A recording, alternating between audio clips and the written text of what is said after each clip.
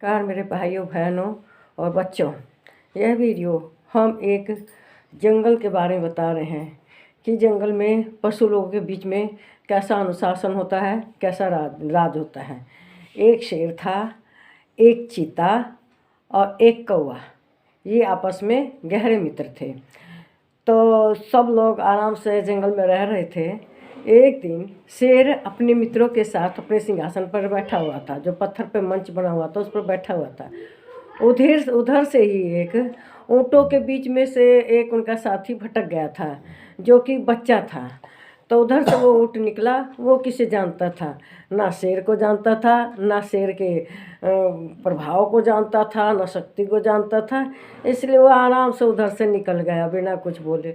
तो शेर ने कहा चीते से, भाई ये कौन सा जीव है? इसने ना मुझे राम किया ना दुहाई की, आराम से निकल गया बगल से। ये कौन सी जाति का है, कहाँ से आया है? तो कौवे ने कहा, महाराज मैं इसके बारे में पूरा पता लगा के आपको बता दूंगा। ये कौन सा जीव है, कहाँ से आया, कैसा इसका स्वभाव है। तो कहने लगा कि ठीक है, तुम पता लगाओ इसके बारे में। तो कौवा उसके पास गया। उसने कहा, भाई तुम्हारा क्या नाम है, तुम किस जाति के हो? तो उसने बता दिया कि मैं तो ऊँट हूँ, अपने दोस्त मित्रों से भटक कर इधर आ गया हूँ। तो कहने लगा कि तुम शेर को नहीं जानते, वो हमारा राजा है, उसको प्रणाम करना चाहिए था तुम्हें, तुमने उसको प्रणाम नहीं किया। वे बड़े चिंतित हुए कि भाई तुम ऐसे कौन से जीव हैं जो उसको प्रणाम भी नहीं करते। वो कहने लगा, भाई चलो गलती हो गई, आगे से मिलेंगे तो हम प्रणाम करेंगे। तो वो शेर के पास ऊँट को ले आया।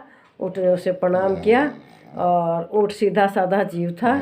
उससे शेर बड़ा प्रभावित हुआ और उसको बहुत आदर सम्मान देने लगा। अब एक बार शेर बीमार हो गया। अब शेर को बैठे बैठे खाना चाहिए था। तो अब बैठे बैठे उसको आहार को कहाँ से मिले, तो उसकी हालत ख़राब होती गई। तो उसने कहा कि महाराज ऐसा है, अब तो आपको बैठे बैठे खाना चाहिए, तो इस ऊँट को क्यों नहीं खा लेते? तो कहने लगा, नहीं, ऊँट हमारा अतिथि है, हम इसको नहीं खा सकते। तो उन्होंने कहा, अगर ये अपने से कहे कि महाराज मुझे खा लीजिए, अपना स्वास्थ्य ठीक कीजिए, तब तो खा लेंगे ना। तो शेर ने कहा, हाँ, अगर ये अपने से कहेगा कि आप मुझे खा लीजिए तो मैं अवश्य इसे खा लूँगा। तो उन्होंने कहा कि ठीक है, हम जाके इनसे बातें करते हैं। तो उन्होंने कहा कि शेर ने कहा ठीक है। तो वे ऊँट के पास गए। कहने लगे कि चलो, महाराज की तबीयत बड़ी ख़राब है, चलो उनके पास चलते हैं। तो उन्हें देखने चलते हैं। तो इसी क्रम में गए राजा के पास। तो जो चीता था वो कहने लगा कि महाराज आप मुझे खा के अपनी क्षुधा बिताइए और स्वास्थ्य ठीक कीजिए। तो कौवे ने तुरंत कहा, ना ना ना ना, तो नहीं, पहले कौवे ने कहा कि आप मुझे खा लीजिए। तो चीते ने कहा, तुम्हारा इतना छोटा सा शरीर, तुम्हें खाकर क्या होगा, तुम महाराज इसे छोड़िए, आप मुझे खा लीजिए। चीते ने जब ये कहा तो ऊँट ने भी अपना धर्म समझते हुए उन्होंने भी कहा कि महाराज आप इसे छोड़िए, मुझे खा लीजिए।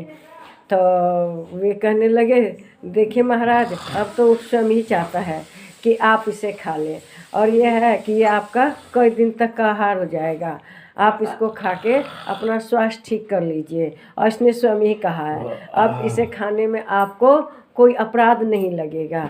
तो ऊँट अब चुप था। उसके समय में किसी ने नहीं किया, छोड़िए इसको, मुझे खा लीजिए।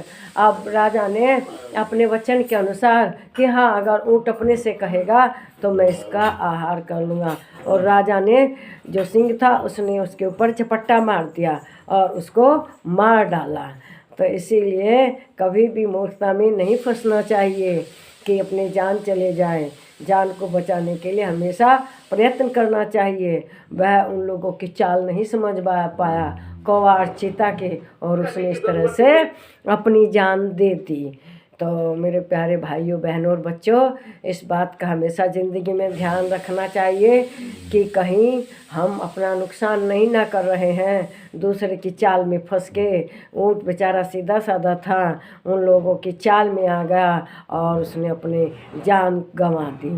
तो तो मेरे प्यारे भाइयों बहनों, इस वीडियो को लाइक कीजिए, शेयर कीजिए, इस पर कमेंट कीजिए। नमस्कार मेरे प्यारे भाइयों बहनों और बच्चों।